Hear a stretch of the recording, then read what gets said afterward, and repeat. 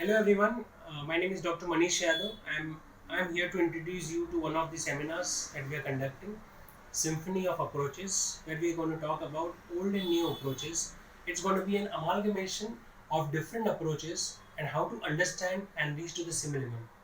Let me cite you one case. I hope everybody is acquainted with this book. This is one of the book, Alan's Keynote, which I feel is one of the best resources that we have in our entire maternity. I had one case. I was dealing with the cancer of sigmoid. It was metastatic case, widespread, difficult to treat. I was just trying to palliate that case, but severe pain and agony. And it was so difficult. I still remember that it was so difficult to relieve the pain. Even the higher painkillers, the morphine, nothing was working on that. Series of remedies were given with little bit partial relief here and there, but the pain we could not subside.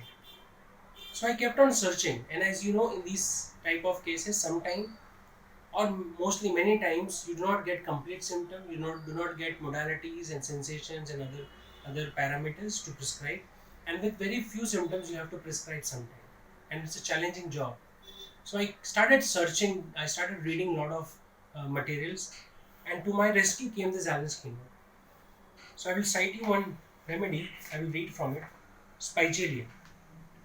So generally we know spigelia for headaches, left-sided headache, neuralgias, worm infections, and XYZ.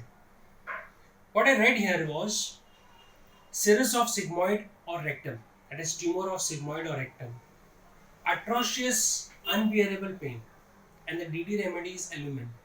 So he writes that the tumor, he writes specific, the tumor of sigmoid or rectum, if it's there, heart tumor, and there is atrocious, unbearable pain, Spigelia could be one of the remedy.